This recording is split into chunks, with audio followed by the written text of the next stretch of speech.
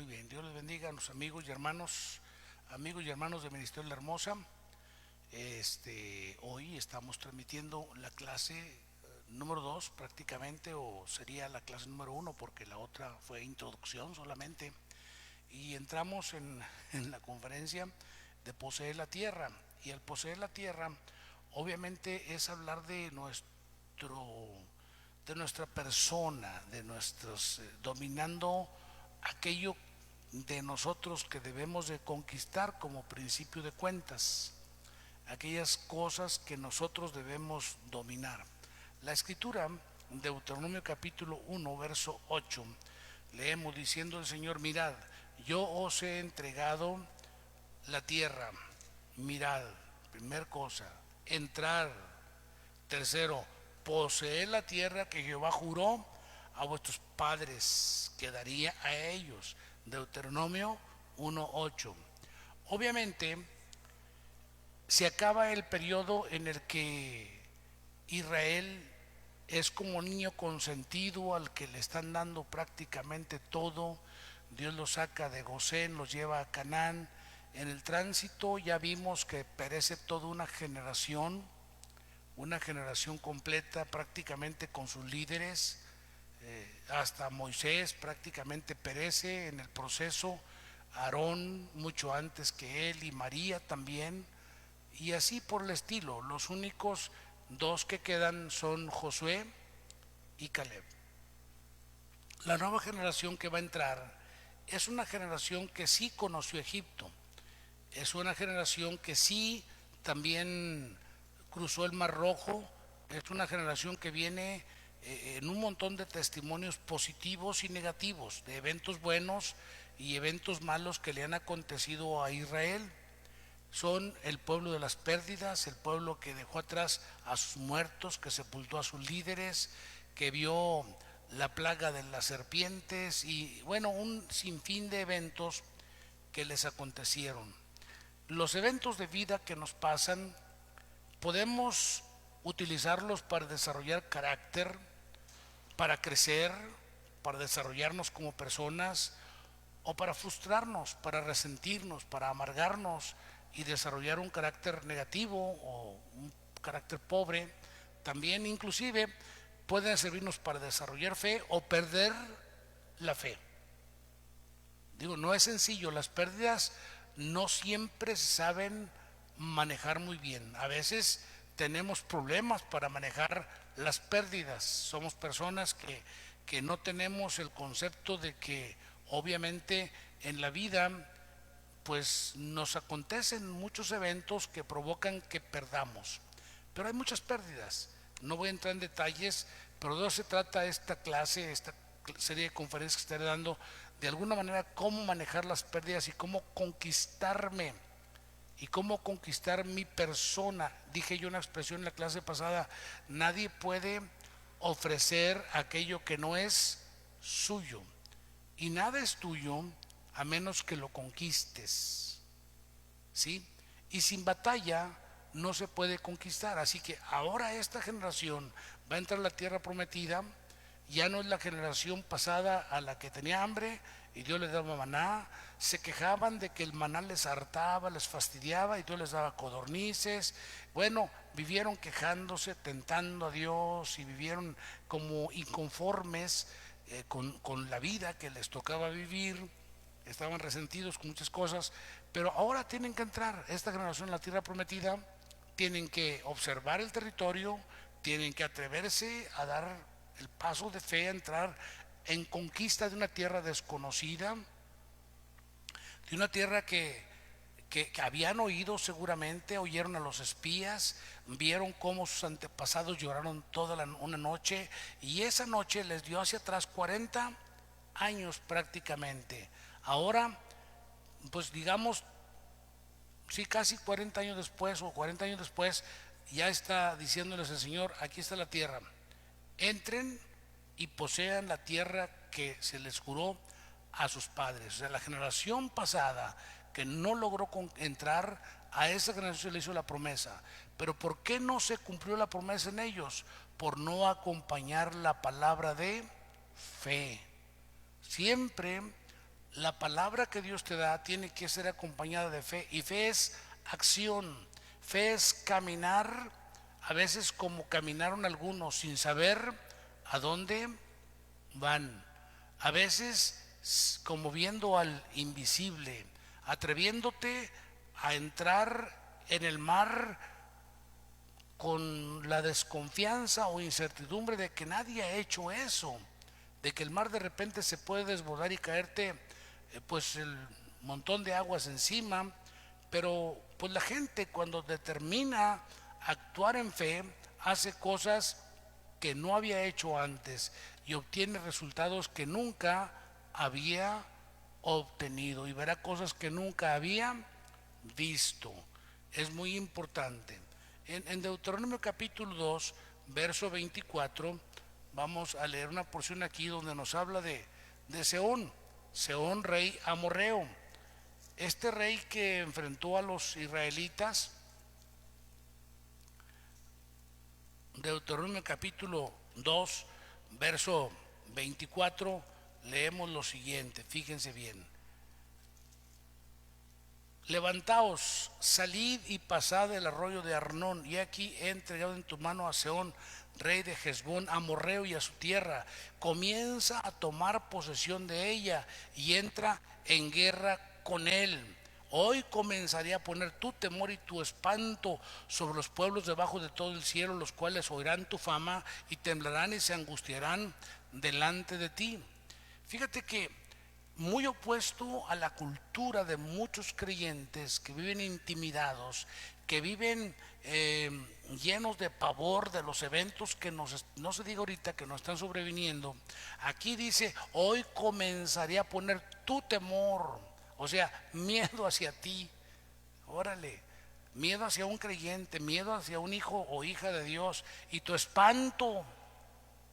Órale, yo no sabía que espantábamos, pero aquí dice que hasta nos tienen miedo y espantamos, o debemos llegar a espantar a la gente que no tengan la capacidad ni de pensar y mucho menos de actuar mal en contra de nosotros, porque oirán tu fama, dice, oirán tu fama y temblarán y se angustiarán delante de ti.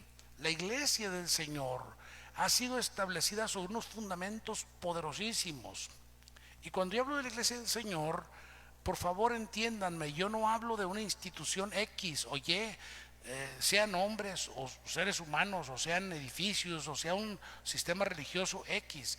Cuando yo hablo de la iglesia del Señor, hablo de cada creyente nacido de nuevo, de cada hombre o mujer que ha aceptado a Jesús como Señor y que ha entrado en el proceso de discipulado para desarrollarse su carácter, para manejar o dominar su temperamento, para conocer sus áreas débiles y fortalecerlas y corregir sus áreas que necesita corregir, hasta alcanzar el propósito que Dios ideó cuando le redimió en su misericordia. Entonces, esa clase de creyentes o iglesia es a la que el enemigo debe de temer. Por eso dice la Escritura: y las puertas del Hades no prevalecerán contra ella. O sea, sobre esa roca edificaré mi iglesia. O el fundamento de cada creyente debe ser la revelación divina. La revelación, el testimonio de Dios acerca de Jesús, number one. Y number two es la revelación continua, donde el creyente busca a Dios a través de la oración, a través de la lectura de la palabra, a través de congregarse, ¿sí? Definitivamente a través de estar bajo autoridad, pero mantiene una conexión personal, donde sí tenemos autoridad de sus pastores, llámelos como quiera usted, pero no por eso descuidamos nuestra conexión con Dios. Esa área no se la delegamos a nadie, es un privilegio personal al que no debemos abdicar. Espero que eso se entienda. Entonces, la iglesia cristiana debe ser una iglesia victoriosa. La gente cristiana debe ser gente victoriosa. Y dirás tú: y cuando nos sobrevienen problemas, pues mira al Calvario. Mira al Calvario y mira a nuestro gran maestro levantando los ojos al cielo, en lugar de tener la mirada caída hacia abajo, triste, oyendo a la multitud escarnecerle, burlarse de él. Él no, parece que no hace caso de nada de lo que está aconteciendo al pie de la cruz, donde el pueblo ingrato que había recibido bienes de él, ahí estarían muchos de los que comieron de los panes y de los peces, ahí estarían beneficiarios de los parientes que recibieron milagros, no sé, de los leprosos que fueron sanados, y les puedo hacer una narración de tanta gente que el Señor sanó, amén de muchos que no están registrados en los evangelios. Pero estaban ahí mucha gente gritando, parece que no había hecho nada el Señor, parece que era un maleante por el que nadie sacó la cara. Pero no, él no era eso. Pero en lugar de deprimirse el Señor, en lugar de estar tristeando porque nadie parecía recordar nada bueno de él, él estaba ahí victorioso, entregando su vida por amor a ti, por amor a mí. Y cuando ya finalmente siente que su cuerpo no le ayuda, finalmente lanza los ojos al cielo y dice: en tus manos encomiendo mi espíritu. Y para alzar los ojos al cielo, la imagen que tú tienes del crucifijo de la religión, donde tiene la vista hacia abajo, es que esa imagen la tiene no sé quién, ¿verdad? Y la pone como de un Cristo derrotado. Pero perdónenme, ese es el cuerpo nada más, ya sin Cristo, sin el Espíritu de Cristo. Ya en ese instante, cuando el cuerpo está solo, el Espíritu de Cristo ya anda en el mismo infierno, dándole una paliza al diablo, a los demonios y a cuanta cosa, y arrebatando las llaves del imperio de la muerte, Satanás. O sea, nosotros hablamos de el poderoso verbo de Dios. Y ese es el creyente, así debe ser el creyente.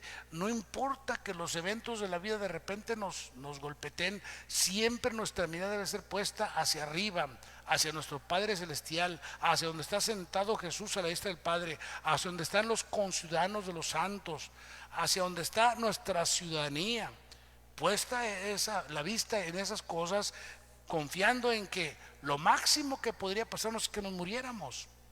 Pero como dijo Pablo, morir es cerrar los ojos aquí y abrirlos en presencia del Señor. Entonces, una iglesia victoriosa es aquella que no es dominada por ningún espíritu de temor, por ninguno de los eventos o vaivenes que la vida tiene. Entonces, vemos aquí al Señor diciéndole, levántate, sal y pasa el arroyo de Arnón y pelea con los enemigos, porque yo voy a estar contigo. Entonces aquí tenemos, ¿quién es este? Pues ya está prácticamente, Josué es el que va a entrar a poseer la tierra, el tremendo Yeshua o Joshua. Ahora no tenemos un Joshua, tenemos un Yeshua, Hamasiach, el Jesús, el Mesías. Entonces en ese particular, la iglesia de hoy tiene el reto de entrar a poseer la tierra exterior. Jesucristo ahora es nuestro líder. La máxima autoridad de la iglesia cristiana no es una persona, sí hay autoridades, pero lo máximo, el top de la iglesia cristiana es Jesucristo. Hay religiones donde hay algún prelado, algún iluminado, donde él es el top, ¿verdad? Y ya hasta ahí llegó. Pero no, en este caso es Jesucristo.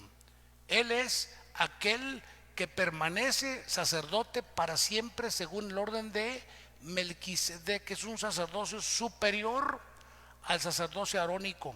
Es un mediador superior a cualquier otro mediador. Es aquel que resucitó entre los muertos y está sentado hoy a la diestra del Padre para interceder a favor de nosotros.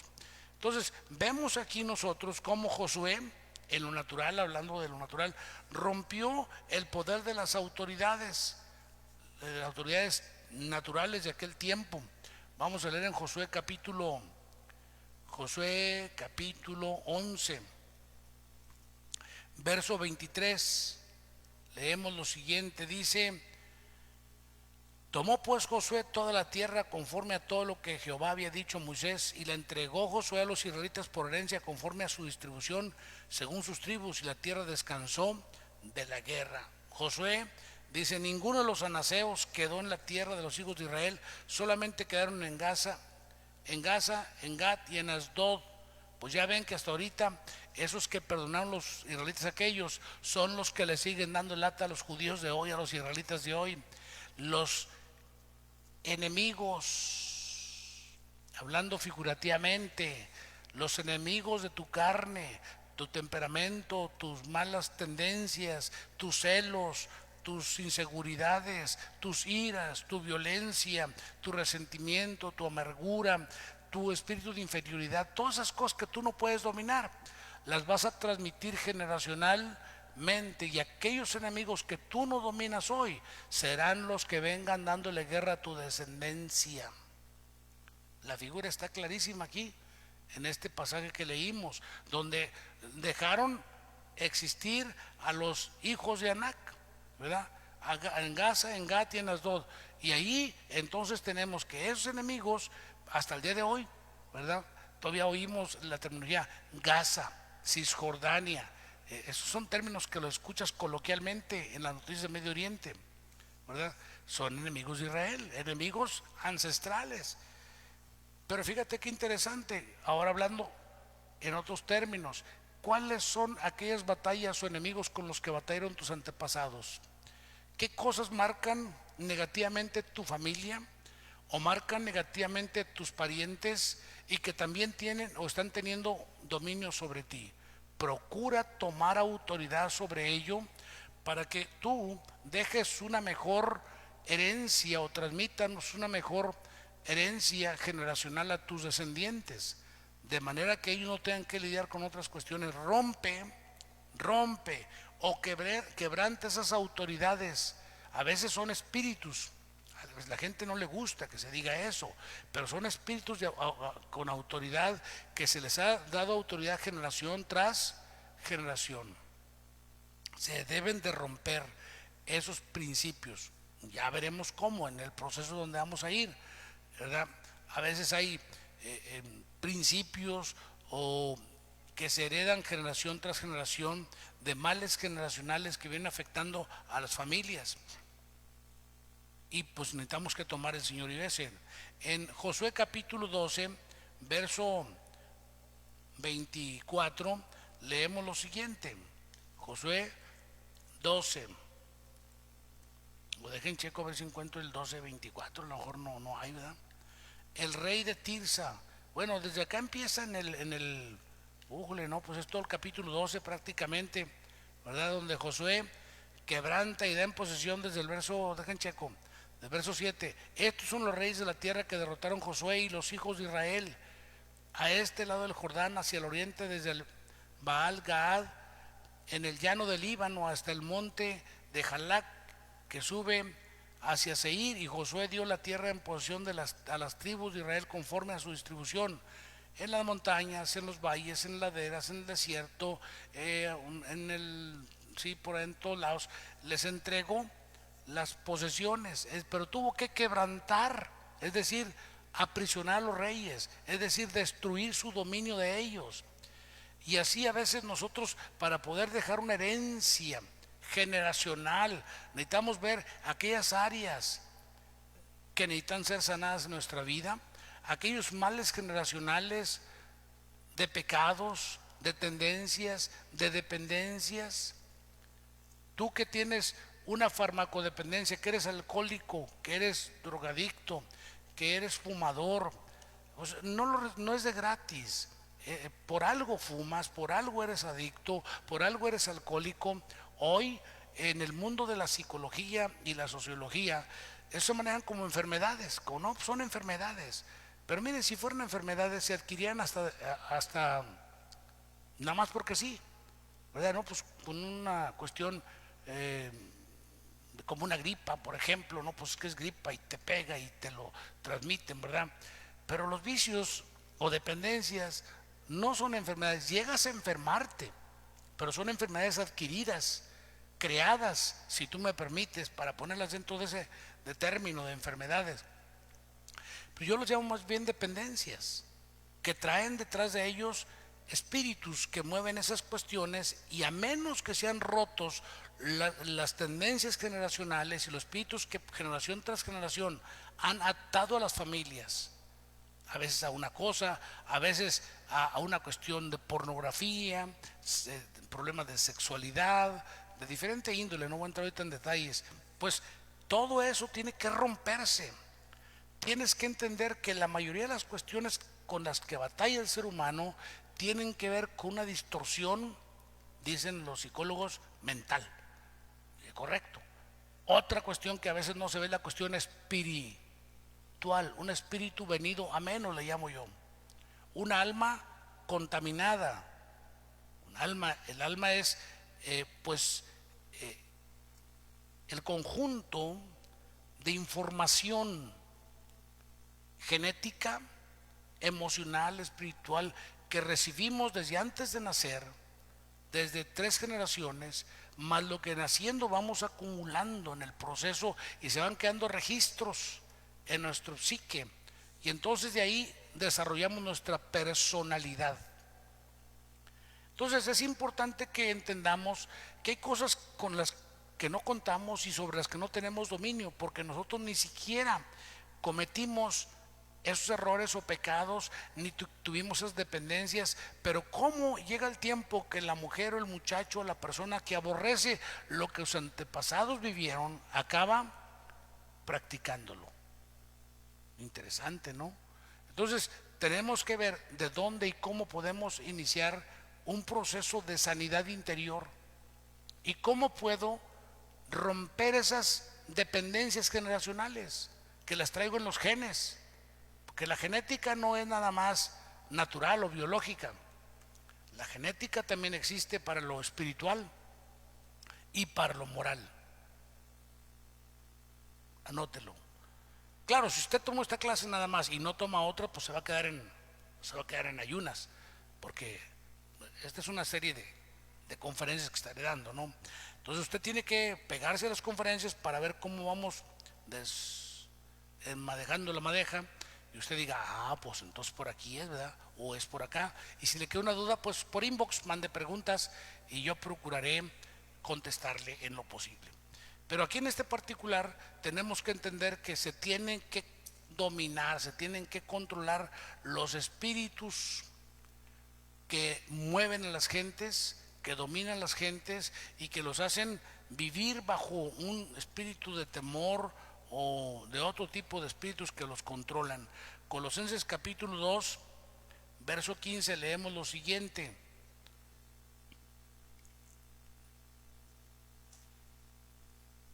voy a leer desde el verso 14, dice, bueno, mejor desde el 3, y a vosotros, estando muertos en pecados y en la incircuncisión de vuestra carne, esto es hablando el poder de Dios que levantó a Jesús entre los muertos, y a vosotros, o sea, a ustedes, hablaron en términos coloquiales, y a ustedes estando muertos en sus pecados o en pecados y en la incircuncisión de vuestra carne.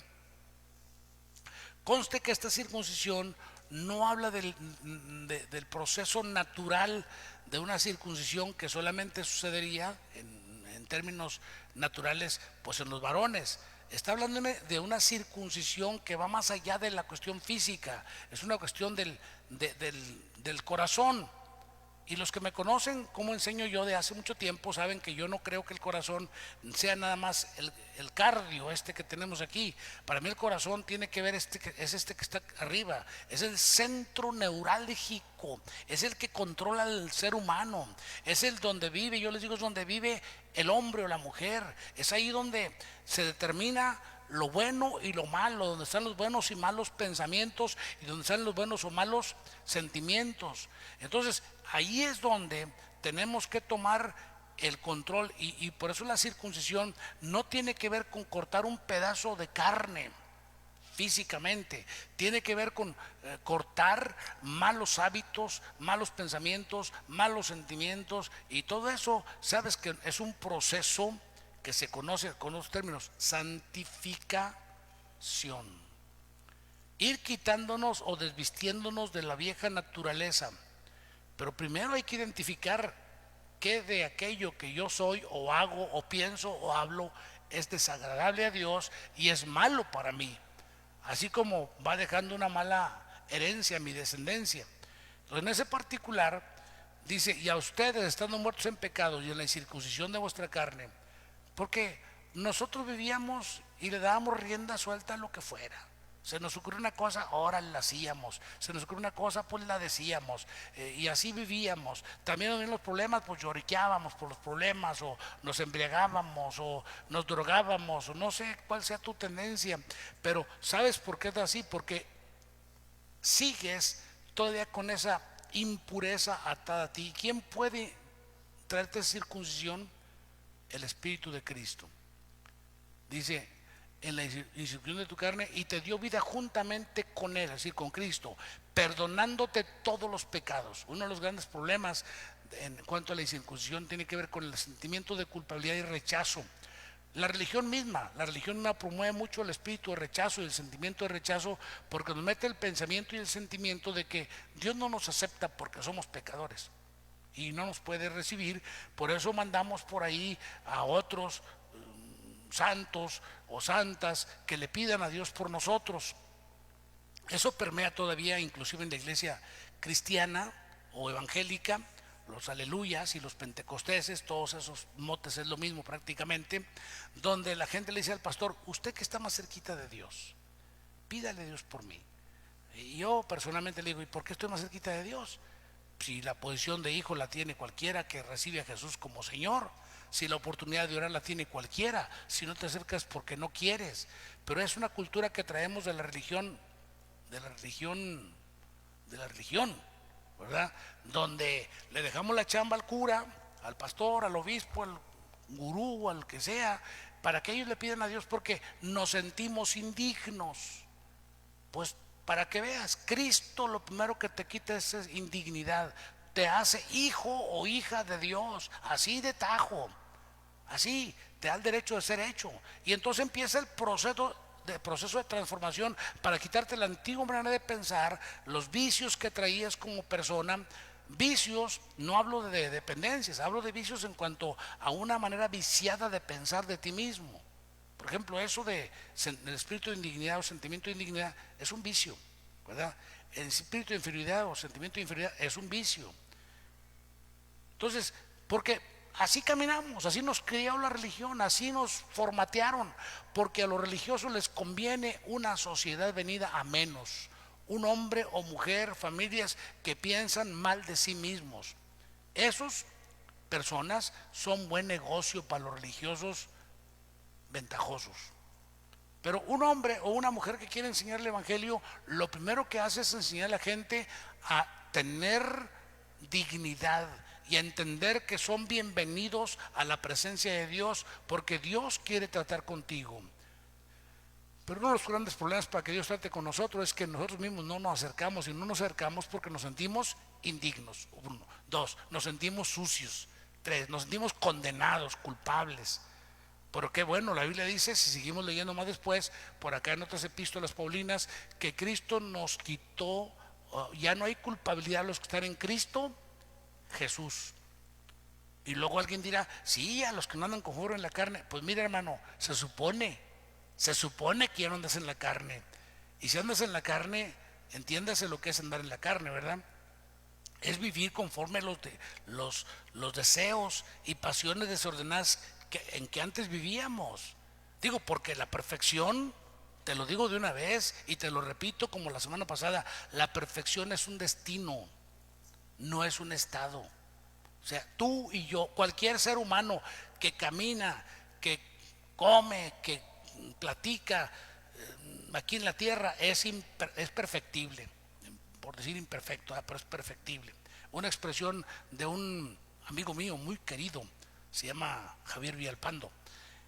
Él dice: todo el que camina bajo el sol hace sombra, punto, el que quieras. No hay nadie que camine bajo el sol y no haga sombra. Se puede vestir de enagua larga, se puede poner mitra en la cabeza, se puede poner diadema de oro, da la misma. A veces entre más adornados y más distractores utilizan, es porque andan más corrompidos, se me hace. No porque a Dios le gusta la sencillez. Mira que Jesús no se vestía con tanta ostentación. Estamos estudiando también pues Josué, y ahorita estamos leyendo Deuteronomio, que lo escribe, por así decirlo, un gran señor llamado Moisés. Tampoco era nada ostentoso, eran personas de una vestimenta sencillísima, práctica. Entonces, ¿qué quiere decir eso, mi estimado? Que Dios quiere encontrarse contigo. A Él no le importan las ropas elegantes, ni le importan las palabras rimbombantes. Lo que le importa es tu corazón y tu persona. Y de que eres pecador, Él sabe que eres pecador. ¿Y sabes qué? Te ama con amor eterno. Entonces, es muy importante que sepamos. Dice la Escritura, déjenle sigo con perdonando todos los pecados, anulando el acta de decretos que había contra nosotros. Órale, ya tienes, habían decretos, habían órdenes de muerte y de enfermedad y de depresión y cosas que te rechazaban, que no podían, ya las quitó Jesús.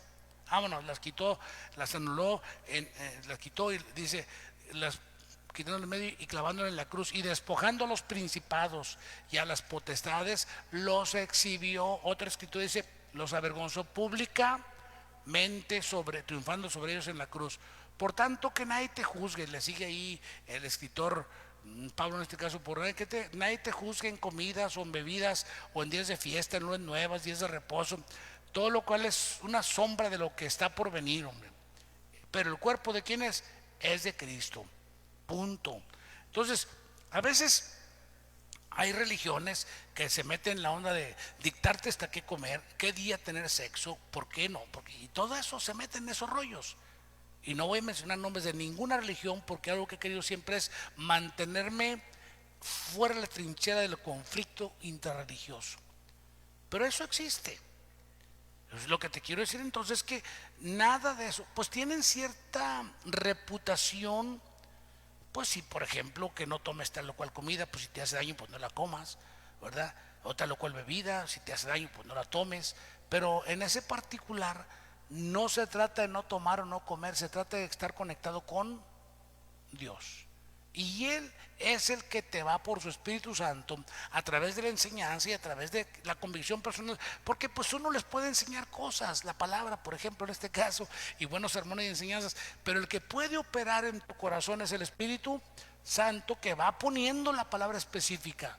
Yo siempre procuro decirle a los tres que enseño, mira, alguna sección de este sermón te puede servir a ti, no todo el sermón va a ser la palabra de Dios para alguien. Hay una sección de ahí que seguramente te toca, y a otro le toca otra, y ahí nos vamos, ¿no? Entonces, en ese particular encontramos nosotros que ya Satanás no tiene ningún poder sobre ti. Punto. Esa es otra cultura que existe entre los evangélicos. Le tienen un miedo al diablo. Aparte que lo usan como el come pecados. Cualquier cosita mala que hacen, el diablo fue. No saben asumir sus errores y decir, fui yo la regué. No, fue el diablo. Si es el diablo, pues entonces no se arrepienten, y como no se arrepienten, pues no les perdonan, y como no les perdonan, se van al infierno y viven condenados toda la vida porque no se arrepintieron. Mira, mejor saca al diablo de tu cuadro y aprende a asumir tus errores y a corregir lo que tengas que corregir, hombre, porque esa es parte de la conquista de la tierra. Enfrentarte a ti mismo, a ti misma, a entender tu mal carácter, tu mal temperamento, Entonces, ya tenemos nosotros aquí que es importante, y vemos nosotros aquí que Israel no poseyó toda la tierra, y eso ya les dije, les dio al traste hasta la época presente. Ellos no lo ven, ni la mejor esta enseñanza ni la van a ver nunca ellos, pero ustedes, es una analogía. Todo eso que pasó con ellos está escrito para nuestra enseñanza. Si yo no lidio con mis problemas, sean hasta de afecciones naturales, no sé, de enfermedades que yo tenga, y yo voy a transmitir esos males genéticos. Si se transmite lo natural, ¿te imaginas lo espiritual? ¿De dónde agarra este señor Villalpando eso, que hay genética espiritual? Pues muy sencillo. El apóstol Pablo dice, así como traemos la imagen del natural, traeremos también la imagen del espiritual o celestial. O sea, traemos características naturales, también traemos características espirituales de las personas de las que venimos. No solo nos parecemos en lo físico, acabamos pareciéndonos en nuestras tendencias, en nuestras formas de hablar, en nuestras formas de pensar, en nuestra manera de ser y hasta nuestra forma de actuar. Y a veces hasta de gente que ni conocimos. Alguien te dice, no hombre, eres igual que tu abuelo, y tú a tu abuelo ni lo conociste. Pero alguien lo conoció y te dice, eres igual, hablas igual, dices lo mismo. Pues, ¿verdad? Entonces, y hay cosas que no nos gustan y cosas que sí nos gustan, y hay cosas que nos benefician y cosas que nos hacen daño, nos perjudican. Entonces, por eso es importante ver nosotros y ser dueños de nuestra situación, o como podría decirlo de otra manera, ser dueños de nosotros mismos, tener dominio sobre nosotros mismos. Hay gente que de repente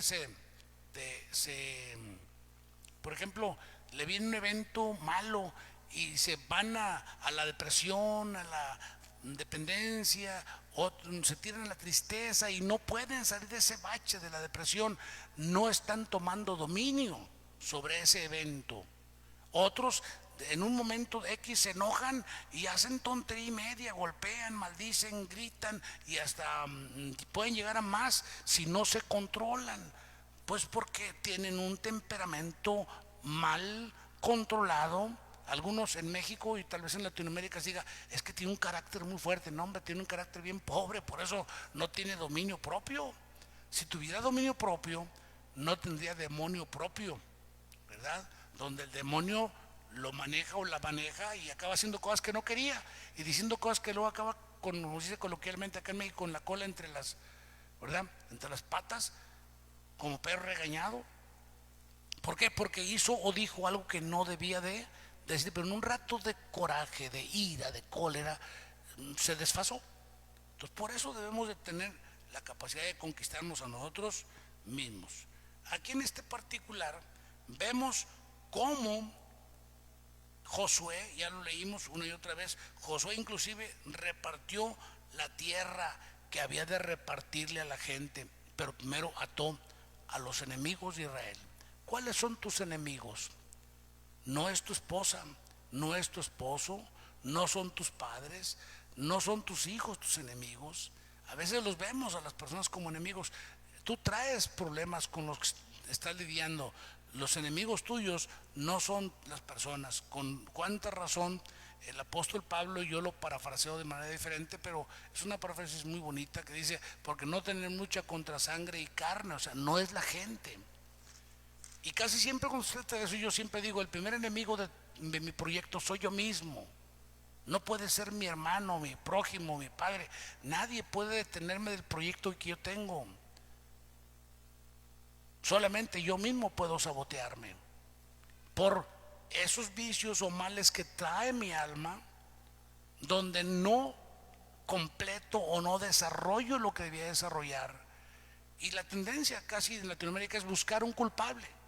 No es que este, no es que el otro. México es muy dada a la gente a buscar un culpable para no corregir, y obviamente por eso seguimos en una cuestión cíclica negativa, donde México parece que sigue en un ciclo de fracaso, de reinventarse de tiempo en tiempo, y eso le sirve a algunos cuantos oportunistas que han vivido muy bien de eso, porque tienen un pueblo de perdedores. Órale, ya dije una palabrota, pero ni modo, un pueblo de perdedores que no saben asumir sus compromisos y decir, no, el culpable no es el presidente, el culpable de que yo no acabé mi carrera no fue el presidente de la República, soy yo que no me preparé, soy yo que no estoy echándole ganas, soy yo que no busqué las oportunidades. Así de sencillo. Mi negocio no es que el otro, no, hay que buscar la forma de reinventarse. Hay que buscar la forma de caminar y de salir adelante independientemente de los obstáculos. El hombre o la mujer de Dios ve los obstáculos como oportunidades de desarrollo.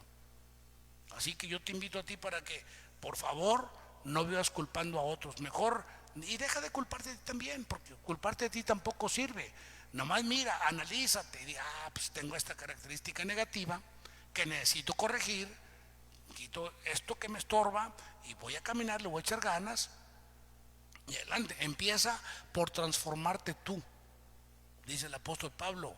No te conformes, sino transfórmate. ¿Cómo? Mediante la renovación de tu entendimiento, o sea, tu forma o tu manera de ver las cosas. Así de sencillo es. Bueno, no tan sencillo, pero así está la historia, ¿no? Entonces, debemos de ver nosotros que la iglesia tiene que enfrentarse al enemigo.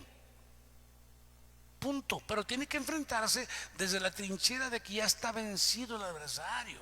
No quieras pelearte con él como si fuera Godzilla, porque vas a usar armas muy grandes para pelearte con un lagartijo. Así como lo oyes, el enemigo, el mero jefe de todos los demonios, es un lagartijo comparado con Jesucristo. Y Jesucristo aparte dijo: miren, yo les doy toda potestad de hollar serpientes y escorpiones y toda fuerza, y fíjate, y toda fuerza del enemigo, y nada os dañará. Así de sencillo.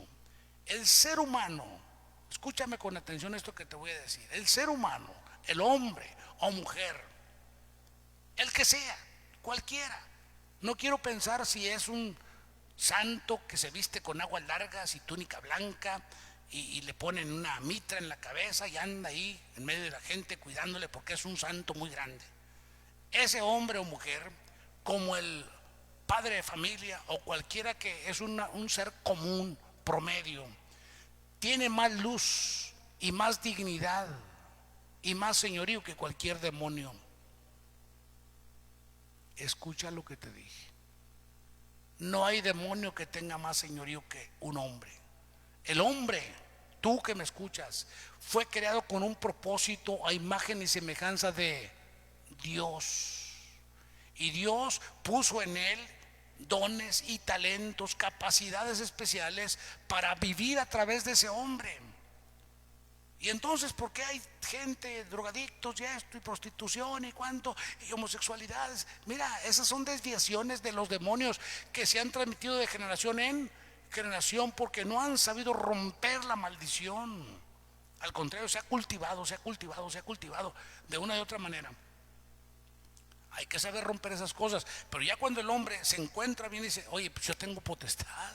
¿Quién te la dio? El Señor Jesucristo. ¿Y quién es el Señor Jesucristo?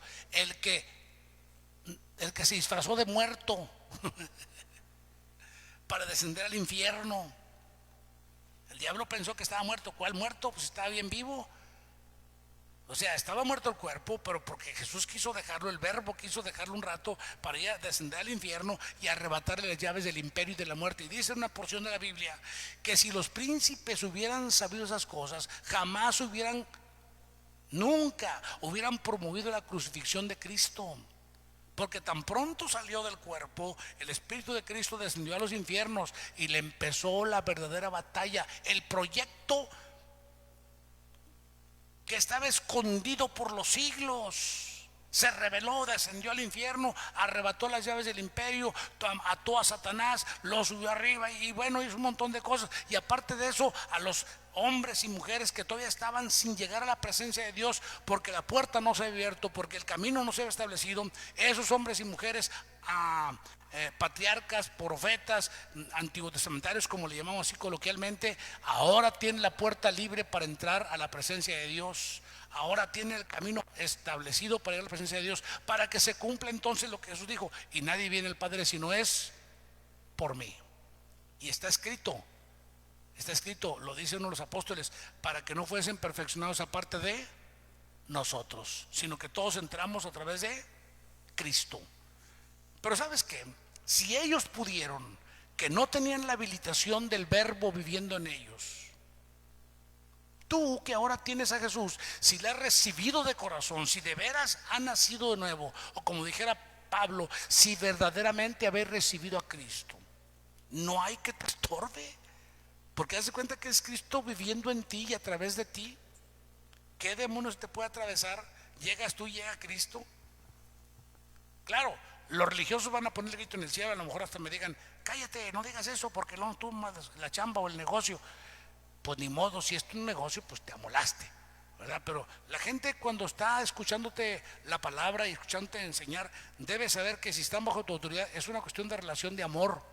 Están sujetos a ti porque te aman y porque saben que tú con amor y por amor les enseñas la palabra. No una palabra que los haga dependientes de ti, porque ¿de qué le serviría a la gente librarse de tantas cosas para venir a ser dependiente de ti? No, el ministro verdadero les transmite la palabra para liberarlos y hacerlos completamente capaces de conectarse con Dios. Y como diría Pablo el apóstol, enteramente preparados para toda buena obra. Porque ya no hay impedimento. Y entonces todos los demonios, no hombre, los demonios están derrotados. Ellos quisieran entrar a la luz. Ellos nos ven y agachan la cabeza. Ya cuando no pueden más, buscan por ahí con quién desquitarse. Algún empiojado por ahí que agarran, porque a los hijos de Dios verdaderos les hacen los mandados. Sopas. Entonces, anótenlo por favor. Entonces, es importante que nosotros sepamos que Dios un día le dijo a Israel, ¿sabes qué? Yo te voy a llevar y te voy a dar en posesión la tierra que le prometí a Abraham, a Isaac y a Jacob. ¿Quién saboteó el proyecto de Dios? Aquella generación de israelitas. Ellos no entraron. Pregunta, ¿quién pagó las consecuencias? Pues ellos. Y también sus descendientes pagaron las consecuencias de su saboteo. El único que puede llevar al fracaso tu gran proyecto eres tú mismo. Nadie más. ¿Dónde estás? ¿Dónde te ves? Y entonces venimos a la congregación, a los cultos o a la iglesia, como usted le quiere llamar. ¿Y para qué me sirve si siempre voy a ser miembro de iglesia? Eso despreocúpate. Estás bajo una autoridad, pero esa autoridad te habilita para operar en los terrenos espirituales. Debías tú de tener la capacidad de echar fuera demonios, de sanar enfermos. Y olvídate, en este mundo de no sé cuántos miles de millones de personas, 6.5 millones de personas, hay tanta gente enferma. Venida menos, resentida, farmacodependiente, endemoniada, que se necesitan tantos hombres o mujeres encendidos como no te imaginas. Tantos hombres y mujeres que hablen la palabra de luz, la palabra de revelación y que reconecten a la gente con Dios, y a través de eso haya un proceso de sanidad individual, familiar, social. Olvídate, será una revolución enorme. Pero estas enseñanzas pues casi no se dan, y no se dan porque a muchos religiosos no les conviene. Les gusta tener a la gente apasguatada, y a la gente le gusta pues sentirse como que tienen a alguien a que le pida a Dios por ellos. Mis amigos, no necesitan mendigar. Ustedes son dueños del reino. Ustedes son operadores del reino. Ustedes pueden poseer la tierra. Pero para eso hay que conquistarse primeramente a sí mismos, es decir, hacer un análisis de qué es lo que me está impidiendo conectarme con Dios, qué es lo que hace que mi proyecto, el que sea, como que no logro, ya casi voy y de repente me deprimo, me desanimo y me voy para abajo, ¿verdad? Hay que estudiarlo. Entonces, la iglesia debe entender que se va a enfrentar al enemigo. Ya vimos cómo Josué no poseyó toda la tierra, pero luego entendamos nosotros cómo la iglesia ha recibido, y ahora que ya estamos en esa posición debemos de tomar lo que nos ha sido dado. Mateo capítulo 28 versos 18 al 20. Acuérdense que yo cuando llego al punto de terminar, termino. La clase no tiene que acabarse. ¿Sí? ¿Por qué no tiene que acabarse? Pues porque se queda en continuará. ¿Ok? Dije Mateo ¿qué? 28, ¿verdad? 18 al 20. Dice el Señor Jesús, y Jesús se acercó y les habló diciendo: toda potestad me es dada en el cielo y en la tierra. Lo parafrasearé así: por lo cual, o por esto mismo, vayan y hagan discípulos a todas las naciones, bautizándolos en el nombre del Padre y del Hijo y del Espíritu Santo, y enseñándoles que guarden todas las cosas que les he mandado. Y aquí yo estoy con ustedes todos los días hasta el fin del mundo. O sea, toda la potestad me fue dada, y en otras palabras, en otro evangelista lo interpreta diciendo: por eso yo les doy poder a ustedes, echen fuera demonios, sanen enfermos, resuciten muertos, lo que ustedes quieran hacer prácticamente. Pero es que eso se lo dijo a los santos apóstoles, no se lo dijo a cualquiera. Dirán los religiosos: me disculpas, ni eran tan santos, ni eran apóstoles. Eran los aprendices de él, llenos de dudas, llenos de miedos, que se acobardaron cuando vino la persecución hacia Jesús, que se escondieron en lugares encerrados. Ahora salieron, andan 40 días con él envalentonados, es cierto, llegaron a ser apóstoles, sí, pero ese fue un proceso de tiempo. En ese momento que les dijo eso, no eran los grandes apóstoles. Alguien dirá: pues ya quisieras haber andado con el Señor Jesús. Pues sí y no, porque a lo mejor si hubiera sido contemporáneo de ellos no me elegía como discípulo. Pero la cuestión es que lo que te quiero decir es que eran gente promedio. Es más, está hasta el peyorativismo o el menosprecio hacia ellos de parte de los líderes religiosos, donde decían: estos son ignorantes, son unos galileos. Lo coloquial sería: son unos campesinos ahora, ¿verdad? Son unos pastores de cabras. ¿Qué va Dios a usarlos? ¿O qué van a saber estos ignorantes? Es que no es cuestión de conocimiento nada más intelectual o títulos universitarios. Tiene que ver con la revelación divina que viene a través de la relación con el divino, con Dios. ¿Cómo tiene una relación con Dios? A través de la oración, a través de recibir obviamente a Jesús como Señor y conectarnos por causa de ello con el Padre Celestial, y luego vivir esa conexión a través de una vida de oración y lectura de la palabra y otras cosas que enseño aquí, los 5 famosos puntos que les doy aquí, pero siempre para que sean capaces, autodidactas del camino de la fe, y no que sean unos dependientes de un pastor, como en este caso de mí, ¿verdad? No, no se trata de eso. Yo para qué quiero tanta gente. Si la cosa es enseñarles y que sean capaces de desarrollar ese poder, esa gloria, esa gracia, porque podemos tener auditorios llenos de gente, y para nada menosprecio eso, pues yo quisiera también tener un auditorio lleno de gente, pero ¿de qué me sirve tener mucha gente si esa gente no sabe ni valerse por sí misma? Salen de las reuniones y van a la discoteca y andan en una vida pecaminosa, viven vidas de lesbianismo, de prostitución, o vidas de homosexualidad, o vidas de adulterio, o vidas de celos, de contiendas intrafamiliares. O sea, pues entonces, y alguien dirá: pues es que somos seres humanos, pastor. Sí, mi estimado, pero estamos en la escuela de Dios, y una de las primeras cosas es la conquista de este territorio. ¿Qué es lo que me hace a mí, como decía el apóstol Santiago, pastor de la iglesia de Jerusalén? Pues ¿por qué tienen conflictos? Pues por sus celos, por sus carnalidades, ¿por qué más? Entonces, ¿cómo le hago? Pues empieza a conocerte a ti mismo, a dominarte a ti mismo, y deja de echar la culpa al otro, y deja de quejarte del otro, porque a lo mejor en lo que te quejas del otro tú te estás proyectando a ti mismo. Entonces, conquista tu tierra y ten dominio sobre ella. No tengas demonio, como digo yo, es dominio, no demonio. Entonces, aquí en este particular, la iglesia se le mandó ir, salir. Órale, usted es conquistador, usted pelea la buena batalla, ¿sí? Tome la armadura de Dios, dice el apóstol Pablo, Efesios capítulo 6, los que quieran anotar, anoten. Ponte toda la armadura ciñe, sí. El cristiano, por eso se le marcan ciertos parámetros, y hay gente que no le gusta. Es que quiero salir de la reunión y irme a la discoteca. No, no te beneficia. ¿Por qué no me beneficia? Pues porque en esos lugares no se promueve lo bueno. La música que se toca ahí no alaba a Dios, no construye tu persona en nada.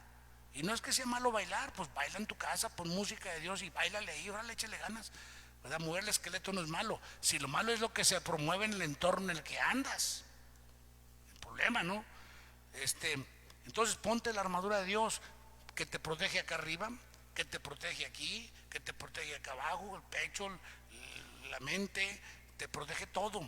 Y aparte de eso, aprendes a tener también el escudo, parte de la armadura. La armadura no es solo protectora, es de defensa y es de guerra, es de ataque. Y la espada del Espíritu, que es la palabra de Dios.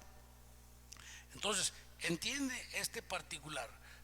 En la escritura, en 2 Corintios capítulo 10, 2 Corintios capítulo 10, versos 3 y 4, leemos lo que dice: pues aunque andamos en la carne, no militamos según la carne, porque las armas de nuestra milicia no son carnales, sino poderosas en Dios. Segunda de los Corintios capítulo 10, versos 3 y 4. Segunda. Entonces, en ese particular, Pablo obviamente está ahí hablando algo muy interesante. Yo ruego por la mansedumbre y ternura de Cristo. Yo, que estando presente ciertamente soy humilde entre vosotros, más ausente soy osado. Para como os ruego pues que cuando esté presente no tenga que usar de aquella osadía con que estoy dispuesto a proceder resueltamente. Porque algunos lo denigraban, algunos le echaban camorra, algunos le decían que no servía para nada. Si tú pensabas que eso es de hoy, no, hombre, siempre le han echado a los ministros, siempre han visto como que el ministro no sirve para nada. Pues somos gente como que algunos ven como inútiles, pero no somos inútiles. Entonces Pablo dice, ¿saben qué? Pues aunque andamos en la carne, o sea, que estamos en el cuerpo, para que no se malinterprete la cuestión, porque es otra terminología y otro contexto en que acontece la palabra carne, ¿verdad? Pues aunque andamos en la carne, significa aunque estamos en este cuerpo,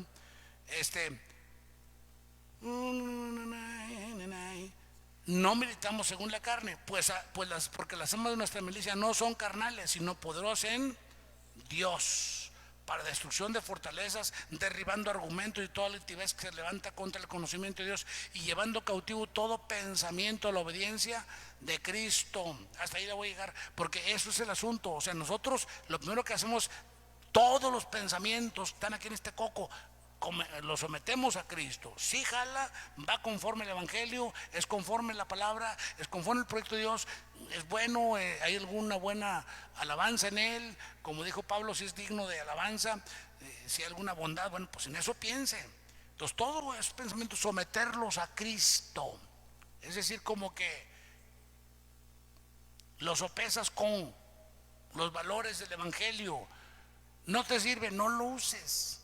Ni siquiera el espíritu de depresión, ese que, ay, que soy la pulga del perro del pastor, eso no sirve. Esa humildad es falsa.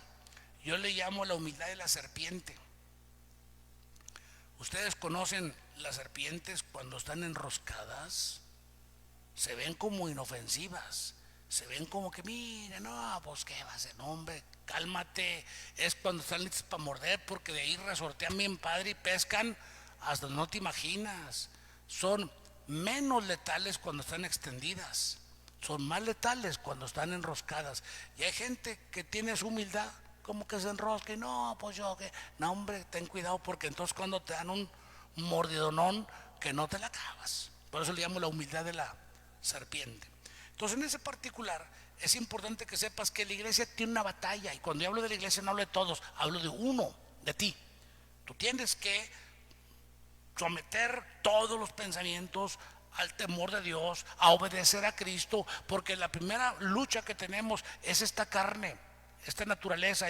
Y la palabra carne, para los que les guste anotar, hay puntos y textos o pasajes donde acontece, se tiene que interpretar la palabra carne como el conjunto de pensamientos y conductas